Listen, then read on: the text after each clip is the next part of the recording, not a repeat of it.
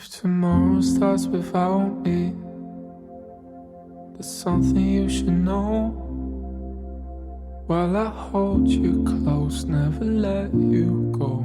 Hello and welcome to The Broken Pack, a podcast focused on giving adult survivors of sibling loss a platform to share their stories and to be heard, something that many sibling loss survivors state that they never have had.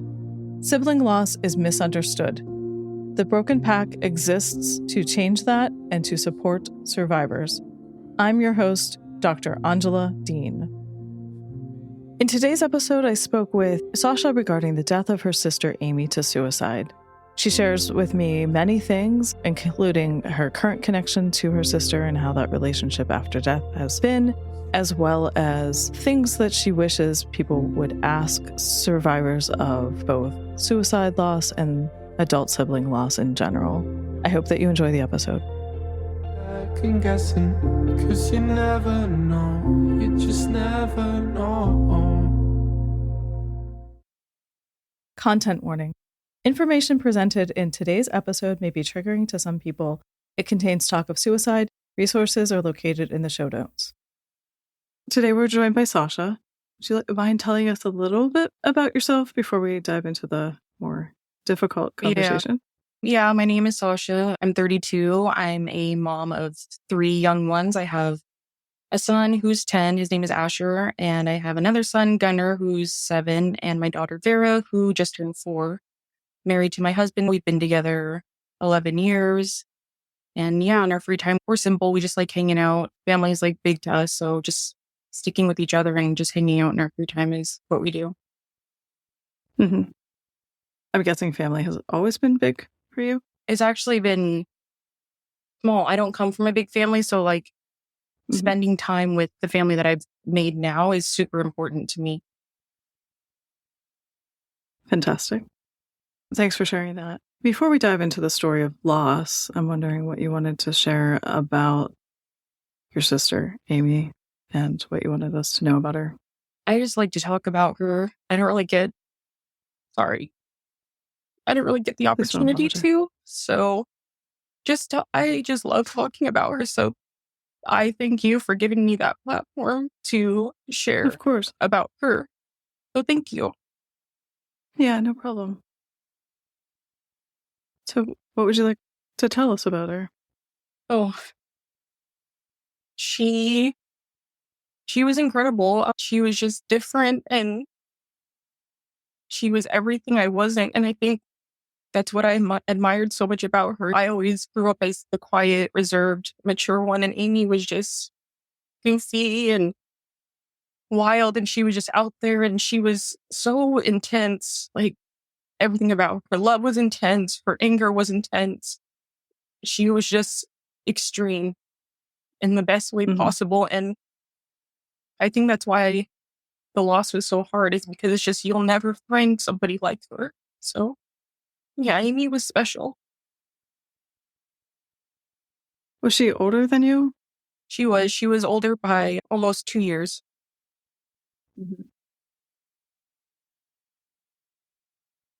And what was your relationship like with her? Growing up, we were very close because my mom is a single mom. We moved around a lot, and a lot of the times it felt like all I had was my sister. So we were just connected at the hip. Anything we did as kids, it was just always together. If Amy ran away from home, I was with her. I didn't have to know the reason. I was just going wherever she went. I just looked up to her so much, and I just wanted to be close with her. And as we got into like our teenage years, she started dating, and that's when she started spending less time with me. And it hurt a lot when Amy started getting her own life. It didn't include me. And so I held a lot of resentment for that because I felt my mom was always at work and now Amy has her own life. And now what am I doing with myself? I just spent a lot of time waiting for Amy to come home so she could hang out with me. But even as teens, we hung out. We had the same group of friends. We were always hanging out on the weekends. As we grew into our 20s, she got pregnant. And shortly after I was pregnant, so we were pregnant at the same time with our first kids. And that was fun. And then Amy had her daughter and I had mine. And then into adulthood, life got best of us and we got busy. I ended up having more kids and I was working and she was working. And it's like, we always stayed in contact through text. I didn't have to see Amy all the time, but I knew I could always count on Amy calling. That was her thing. She loved to talk on the phone. And I hate it. I hate phones. Text me all you want. Don't call me. But Amy was like a pusher. Like, she would call you. I would ignore it. And then she'd text me like, I called you. And I'm like, yeah, I know. I'm not picking up. What do you want? But eventually I'd call her back and we'd end up talking for like over an hour every single time. And that's just who Amy was. She loved to talk and she loved to be around people. And it like, I hated it because I don't like interaction. I'm just like, I like to be by myself, but Amy always forced me out of that. And yeah, I'm bummed because I let life get in the way and I didn't know that our time was going to be cut short. And I just wish I saw her more and it wasn't just phone calls and texts. Did she live nearby you? Yeah, we were always within 10 to 15 minutes of each other. We were never far. So it sounds like you feel responsible or guilty for not having more of a connection. I do. Like, not more of a connection, but more closeness. Yeah, I do. I try not to feel guilty because I know, like, with Amy, it's like nothing but love. I know Amy would never hold anything against anybody. And so I don't feel guilty because I know there's something deeper in that connection. My sister knows, like, I love her and I always have and I always will. It sounds like you were definitely very close and you looked up to her in some ways, if I'm gathering correctly. Yeah, the thing, she was older, but she would, if she was here, she would have told you that I was the more responsible, mature one. And she always told me, like, she looked up to me, even though I was the youngest one, because I was always the one that was working and Amy was just, she loved to have fun and be free. Amy was a free spirit and I don't operate that way. I'm more of a planner and I have to know what I'm going to be doing next. And Amy wasn't like that. And I admired her for that. I can relate to that. My brother was very similar. Yeah. So do you want to move into the story, the painful story of losing her? Yeah, we can talk about that. Yeah. So I'll just leave this open-ended and you can tell me whatever it is that you want to share. So I lost my sister on July 13th, 2021. She had been struggling with her depression her whole life. I feel like depression was a part of our identity and it's just something that we grew up with. And I always knew that Amy was depressed, but as we got older and we had kids, it just never was a thought in my mind that Amy wouldn't be on this earth.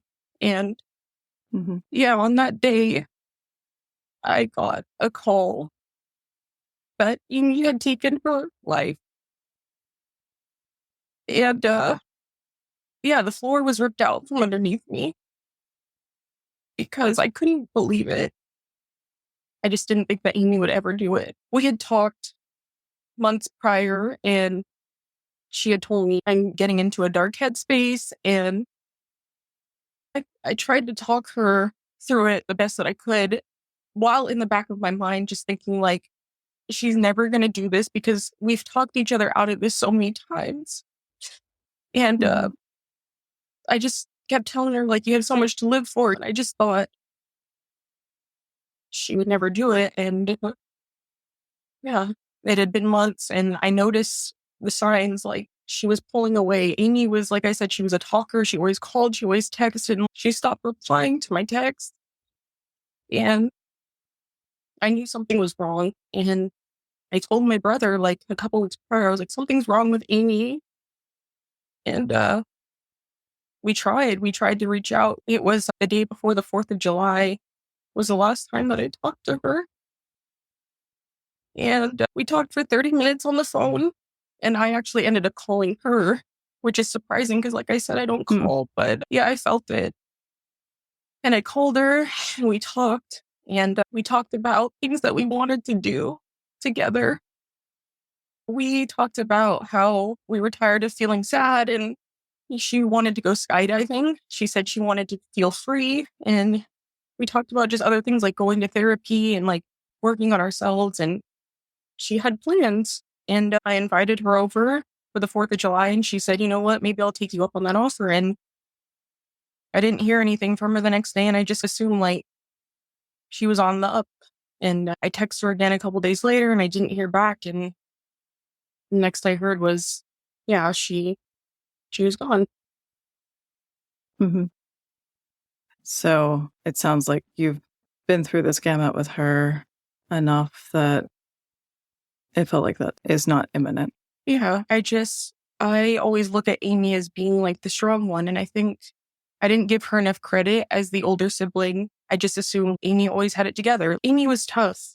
Amy was a take no crap kind of person. She spoke her mind, and I just thought that she was strong. And I just thought that she would have got through this. And if she couldn't, I thought she would have reached out like she had before. And I was wrong. So. Mm-hmm. Is that where some of the guilt's coming from? You feel like responsible? Is that what I'm hearing? A little bit, because that day, I remember that day so clearly. I was trying to buy new furniture for my son's bedroom. And like I said, I'm a planner. So once I'm fixated on something, I have to do it start to finish. And that whole day I was fixated on this freaking dresser. Like, it had to be right. I was looking at measurements, comparing prices, and that's how I spent my day. But 3 times throughout that day, I had this big gut feeling like, you need to call Amy.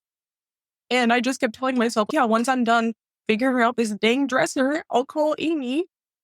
And I think the guilt comes from, had I listened to my gut feeling? Could I have talked my sister out of it? I don't know, And I don't feel responsible, but there's always going to be the what ifs. Mm-hmm. Yeah. That's hard and that's heavy when we have that. Mm-hmm. That what if. Yeah. I think that's especially true with suicide. But I can tell you, I have the what if I had called my brother to get him to go to the doctor. Yeah. So different. Mm-hmm. And also, it's there. Yeah. I'm sorry that you're experiencing that. It's okay. So, were you alone when you found out? I was downstairs alone, but my husband and my 3 kids were upstairs. And I had actually gotten a text from her friend that said, you need to call her ex-boyfriend right now.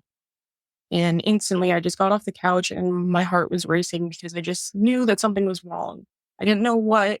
I just assumed like maybe they got into a bad fight, or I didn't know. And so I walked outside the backyard and I called her ex-boyfriend. And that's when he said that Amy had shot herself. And I just screamed. All I could do was scream, and I just kept asking him if she was alive. And he just kept saying, I wish I could say that she was. And I fell to the floor and I crawled inside my house on my knees and I just couldn't breathe. And I remember grabbing at my throat, gasping for air, and my husband ran down. He was just saying, what happened? What happened? I said, Amy's dead. And then I had to go into, okay, who do I need to tell? So I had to call my mom and I had to call my brother and just notify people that I thought should know on my end. Mm-hmm. And so I stayed up all night doing that. And that was hard too. You're trying to give this news to everybody else while you're trying to process what is happening. And so it was a lot and it was very overwhelming. Yeah, for sure. What was that like, having to tell your mom and your brother? It was hard because the relationship with my mom is strained, and but I knew like I had to be the one to tell her, like no one else should be telling her this. And so it was late at night at that point. I think it was like 10:30, maybe 11 at night, and my mom was asleep and I couldn't get a hold of her. So I called my other sister. I was texting her and saying, you have to wake up, Mom, now. You have to, because it's not something that I wanted to say over text. Like, I wanted to make sure I was on the phone with her when I told her. And I think like my mom was just done because there wasn't much. She was just confused. She just kept saying, huh? What do you mean? And after I got off the phone, my other sister was texting me that mom's just pacing back and forth, like she's not really making sense. I think she was just stunned by the whole thing. And when I called my brother, I couldn't get a hold of him. And so I just kept calling and calling. And finally I called my brother's wife and she picked up, and I just had to tell her so she could relay it to him. Because at that point I was just in panic mode, and I could hear her on the phone telling my brother that I was on the phone, and I could hear my brother say, "What? Amy killed herself, didn't she? Did she?" And it's like he just knew too. Like he had that sibling feeling, the same one that I had, because he ended up texting us probably an hour after my sister had died to say, "I love you both."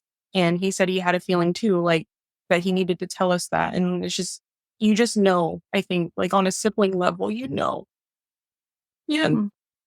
Yeah. And then that conversation was quick. And then I think we were all just trying to gather our thoughts at that point and figure out like what comes next. Then you go into admin mode, right? Like you have to figure out all the admin stuff, which sucks because you wish you could put that on someone else, but you can't. So while you're grieving, you're also having to process, how are we going to lay her to rest? Where are we going to get the funds for this? What is even happening right now? And yeah, it was just a lot. And then also figuring out, how are you going to tell the world what happened? Because eventually you're going to have to let people know.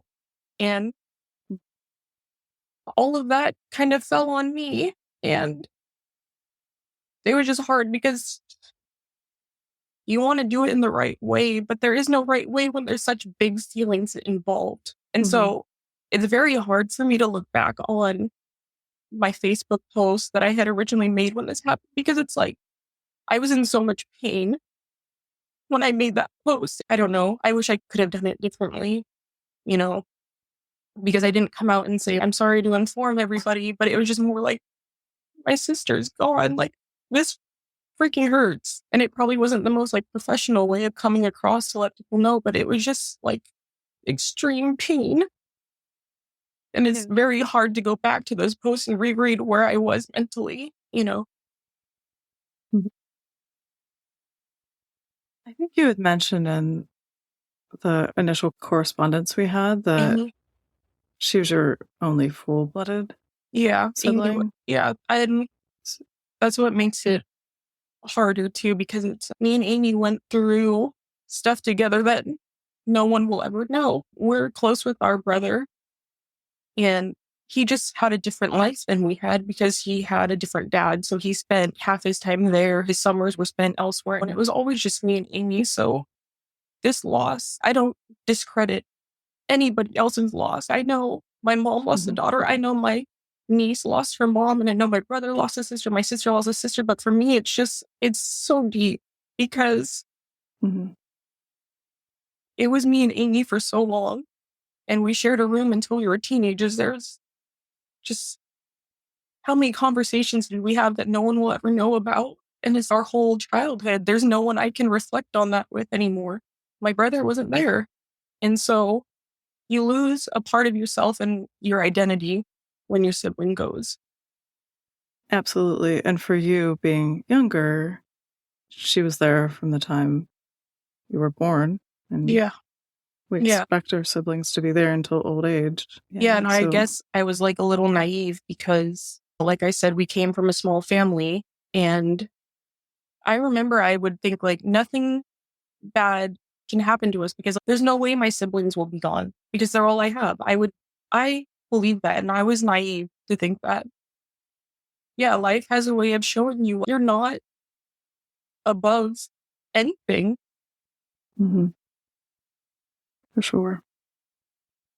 Did you feel supported by your family and your friends in that immediate period after she died? Yeah, it was amazing to see how many people loved Amy. I started a GoFundMe for her expenses and then whatever else is now in a savings for her daughter. And it was amazing to see how many people supported Amy and supported me. A lot of people that we went to school with came out and offered support with her celebration of life. I had people stopping by. I was seeing faces that I hadn't seen in so long. And I think that with death, that kind of happens. It brings everybody back and it makes you realize what's important. And I'll never forget the people that supported me through the very beginning of it, the friends that stopped by. And yeah, I did get support in the beginning. Yeah. That's fantastic. Do you still feel that support? No. So once everything like settles down and after the celebration of life, and it's no fault of them, this loss is very personal. And if it's not immediately tied to their life, I don't expect them to always be thinking of me or how I might be feeling, or I get it. But no, after the first couple of months, you stop hearing from people, or people don't ask you about them anymore, or yeah, it's very isolating.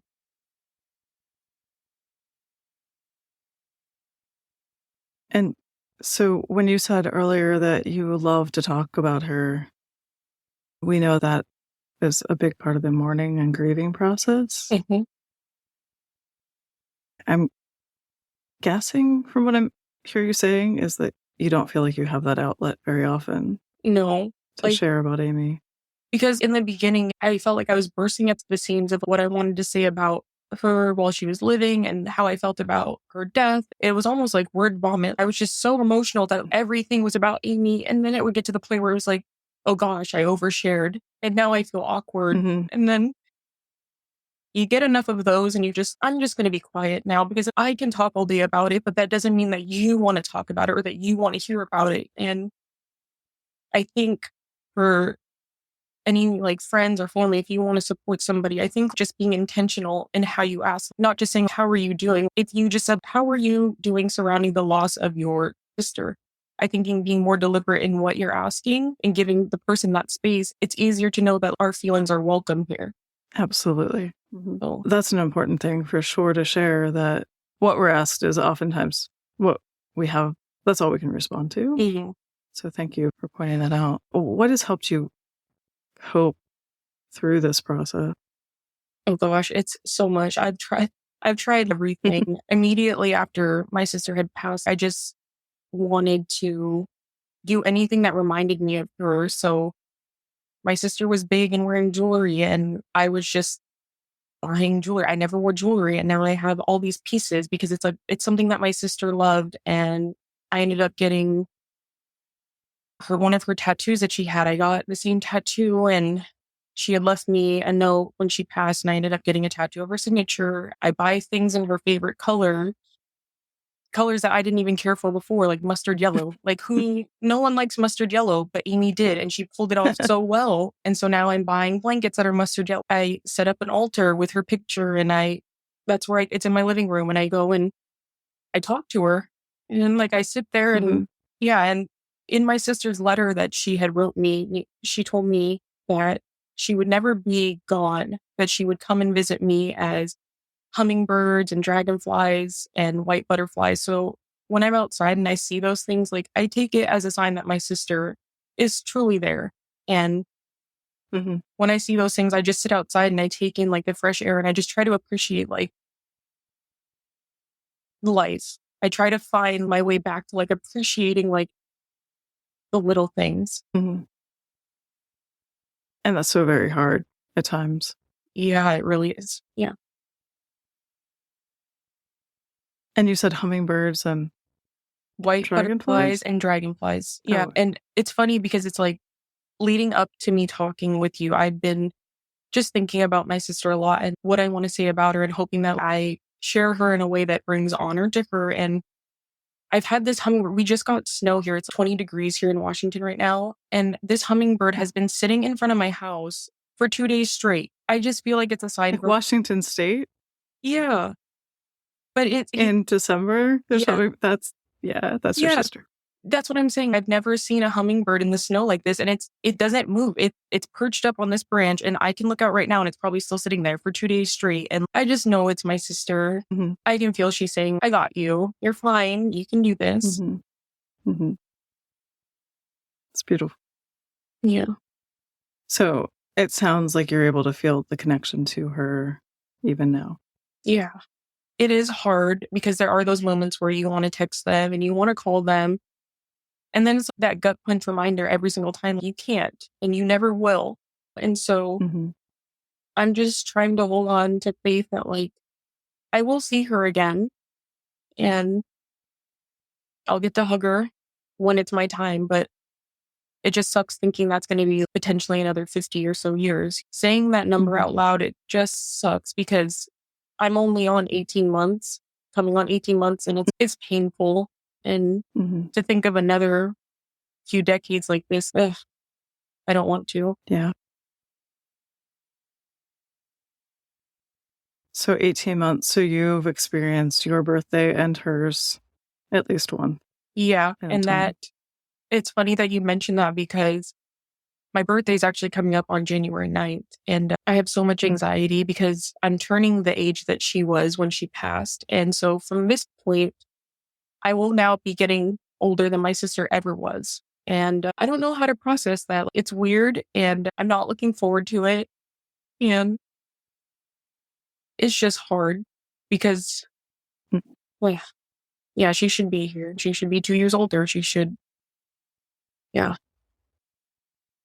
I think that's an aspect that's not talked about enough. It's come up in multiple interviews that you will probably hear, but it definitely, for me, I was 22 months younger than my brother. Yeah. And those 2 birthdays where I became the age he died, and then I became the age You passed him. older. Now I'm Yeah. older than my older brother. Like that's a very hard thing to navigate through. Was he your only sibling? Yeah. Yeah. See, that's hard too.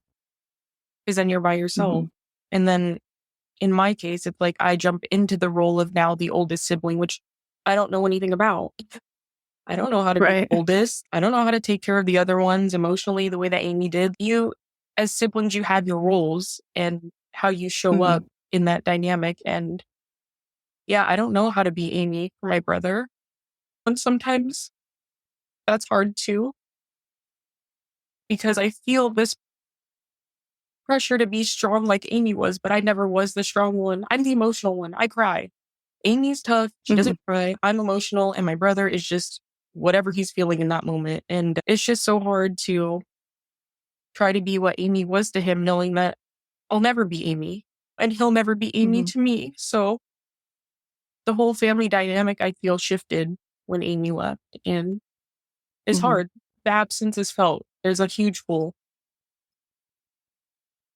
For sure. I think I've probably said this before, but not today, but previously on other recordings. A family system is just like any other system, and one part breaks, we have to somehow find a way to make it still function. Just like if you're missing a gallbladder. Yep. Yeah. Right. You have to figure out how to work with that. Yep. And so obviously you miss Amy more than you would miss your gallbladder, but your system has changed. Yes. Yeah. And it's just hard because like I said, I like to isolate. And my brother and Amy, they were callers. And I know my brother calls me a lot and I'm very dodgy, but that's just how I process it. And Amy hated me for it. And I know Josh hates me for it too, but I wish I could show up for Josh in the way that he needs. I wish I could answer every call. And I wish I could tell him that I'm not completely falling apart. But like I'm not okay. And I don't want to be that burden to other people. Like, I'm not okay. And I don't know how long I won't be okay. So for now, I just need to be by myself. And I don't want to push people away. But for me, that's what's comforting. It's just, I need to process what's happening. Yeah. Have you pushed other people away as well? I think unintentionally, yeah. I've had friends that I've had for years that I would talk to every day that I stopped texting back because I'm not the same person anymore. And it's exhausting trying to be that same person. And I know no one expects me to be, but how do you show up as this person now that carries this baggage of grief with you everywhere you go? I don't know that everybody will accept the new me. I don't know if the new me is welcome or if they're going to be looking for the old me. I don't want to be exhausted trying to be that old person because it's gone. So, yeah. Have you accepted yourself where you are? sometimes I think that I have. And then sometimes I look back on the past year and a half and I think I'm pushing everybody away so I can't be abandoned again. I think I'm just like scared of who's going to leave next. I don't know. So I'd rather just isolate that way. You can't hurt me because I don't know that my heart can take it anymore. I think sometimes I'm doing stuff unintentionally that I can look back on now and see it. But in the moment, it's just like I'm drowning and nothing makes sense to me. So did you ever seek counseling as a support? I did multiple times. When it had first happened, my work offers like 4 sessions of counseling while you're like trying to get outside therapy. So I utilized that because I would be at work, just at my desk, bawling my eyes out. So I'd run up there just to vent it out. And I did that. And then I was working with another therapist for maybe 2 months or so during the darkest parts of my grief. And that was helpful. And I recently have just picked it up again and trying, but therapy is hard because you have to find someone that you connect with, someone that specializes in grief or even like PTSD, all the things that come with these kind of losses. So finding that connection is exhausting too, because you have to go and search for people, see if they take your insurance, and that is work in itself. And the last thing you want to do while you're grieving is exert yourself finding a therapist. And I just realized this process is so hard. I see why people don't get help when they need it, because it's exhausting. For sure. You said that first person was helpful. Are there things that you would want mental health professionals to know about your grief that you felt like they didn't? I think for me, the only way I feel like someone would get what I'm going through is if they've experienced it themselves. Because because every loss is unique, right? You have a sibling loss, which is very deep, and then you throw on the suicide on top of it. And if you haven't dealt with that, I just don't think I personally just feel like I can't connect to certain people because there's that feeling inside that like sibling loss, you relate on that. You know that feeling, like you know that feeling and I know that feeling. It's something that you can't explain no matter how much you try to talk it out. For sure. Thank you for sharing that. Yeah. And that's a valid piece about the suicide as well. Like my brother didn't die by suicide, but I've had family members I'm sorry. and others die by suicide. Do you have specific feelings or things that you'd want to tell me and share on the podcast about what that's been like for you? It's okay to say no. No, it's okay. I'm a pretty open person. I think it's just, it was just a huge smack in the face for me to have to deal with that personally. You hear about suicide and I've always had a heart for it. I've always struggled with depression myself and suicidal ideation, all those things. So I've always had a place in my heart for people who die that way and people that are that low and at that point. But when it hits you personally, yeah, there's just no words. Like there's so much. There's always the what ifs. There's no goodbyes. There's no anything. It's just so sudden and it's at their own hand. And it just brings up so much. What could I have done? Where were the signs? Did I miss something? What could I have said? It's just, there's so much with suicide that I think it's hard to process. You're processing losing them. And then also like my sister took her own life. Like when you say that, it's just like, I just feel so sorry and sad for her in that moment. I just wish I could just wrap her up and say it didn't have to be like that. She was worth so much. And I just wish that more people who are going through that, I just hope that they hang on just a little bit longer because people think that it's not going to affect anybody and that people are better off without you here. And that's so far from the truth. I can't even tell you how much pain and how much I miss my sister. I would do anything to have her back just so I could tell her how much she's worth, you know? That is so far from the truth. I just wish more people who are going through that, like, I just wish they would hang on. Yeah, of course. Thank you for sharing all of that. I'm wondering if there's anything that you wanted to share that we haven't talked about. I had mentioned earlier, if you want to support somebody who has gone through this, just be intentional with how you ask them how they are. Because I promise you, we want to talk about it and we want to get our feelings out and we want the world to know about our siblings. And if you care about somebody who's going through a loss, the way you can show up is just asking them, how are you doing on this specific subject? I can't stress that enough. And I think for me, like, when I'm like heavily thinking about my sister, I will post on Instagram about her. I'll share a picture of her, and I just want to keep her memory alive. So I just hope for people who haven't suffered this kind of loss, when you see people sharing that stuff and maybe you grow tired of it or it seems repetitive to you, just know the people sharing are probably in like the deepest parts of their grief. And this is their way of expressing their love and hurt for the people that they miss. So just think of it on the other side of things. Thank you for sharing that. Do you want to share favorite memory or few of her?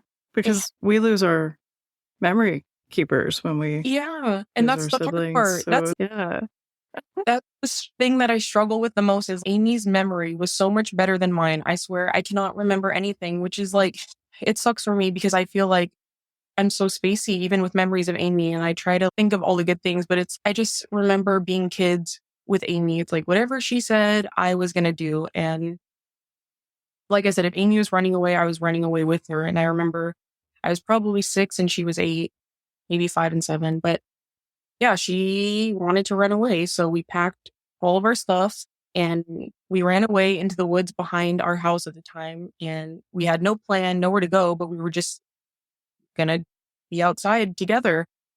And and when we finally decided it's too cold to be out here on our own, we need to go home, we finally went home. And as punishment, which it sounds bad what I'm about to say, but it really wasn't because it's just who my brother's dad was. But he made us sleep outside. He said, if you want to run away, you guys are going to sleep outside. He packed up all of our stuff in garbage bags and Amy had to sleep on the back porch and I had to sleep on the front. And I just remember this is the kind of like sibling Amy was. Like, she came around in the middle of the night and gave me her blanket because she knew I was cold. And then she went back in the back to sleep without one. Amy just always looked out for me. When I got put in the corner for timeout or whatever, Amy would bring me to the stool to sit on because she knew my legs were tired from standing in the corner. That was just Amy. And like, I never realized how much she looked out for me because it was just the dynamic. It was just the norm. Anytime I was too lazy to get up and get a glass of water as kids, I would just pretend that my throat was so dry and I was too tired and I couldn't get up. And Amy would be annoyed, but she'd get me that cup of water. Like, she would always do it. And there were other times, like, I never learned how to swallow my bubble gum. And if we were out somewhere and there was no trash can, Amy would swallow my bubble gum for me. And it's like, she took care of me. And it took me losing her to look back on all of that and what seemed so simple while she was still alive. Oh, those are just things that sibling does. It's no, Amy loved me so much. She would have done anything for me, even swallowing my bubble gum. That's so gross. And she did. And I just miss that unconditional love because I don't know that I'll ever find that again. And I wish she was here so that I could give that back to her now that I know how much she was suffering. Yeah, for sure. And to maybe swallow her bubble gum. Yeah. I would do it now if I could. I still can't swallow bubble gum. I don't think that's a skill that you probably need to learn. But I thank you for chatting today. Is there anything else you want to share or ask? Or? No, I just want to thank you. Thank you for allowing me this platform to talk about my sister. I needed this and it came at the right time. Fantastic. I appreciate you coming on and sharing about her. I feel like I know her a little bit from her story. Thank you. I'm also excited that I hope that Hummingbird doesn't leave. I bet you she's out there right now. There with you. Yeah. All right. Thank you so much for listening. Our theme song was written by Joe Millwood and Brian Dean and was performed by Joe Millwood. If you would like more information on The Broken Pack, go to our website, thebrokenpack.com. Be sure to sign up for our newsletter, Wild Grief, to learn about opportunities and receive exclusive information and grieving tips for subscribers. Information on that, our social media, and on our guests can be found in the show notes wherever you get your podcasts. Please follow, subscribe, and share. Thanks again. You're second guessing, well, you never know, you just never know.